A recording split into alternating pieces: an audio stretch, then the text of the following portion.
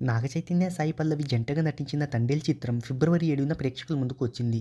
9 రోజుల్లోనే 100 కోట్ల క్లబ్‌లో చేరి నాగచైతన్య కెరీర్‌లో బిగ్గెస్ట్ హిట్‌గా నిలిచింది. 9 రోజుల్లో 100 కోట్ల క్లబ్‌లో చేరినట్టు చిత్ర యూనిట్ ప్రకటించింది.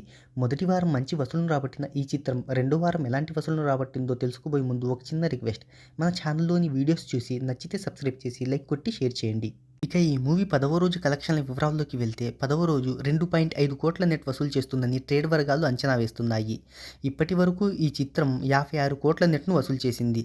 ఈ రోజు మధ్యాహ్నం గీతా ఆర్ట్స్ ప్రకటించిన వివరాల ప్రకారం 100 కోట్ల గ్రాస్‌ను కలెక్ట్ చేసింది.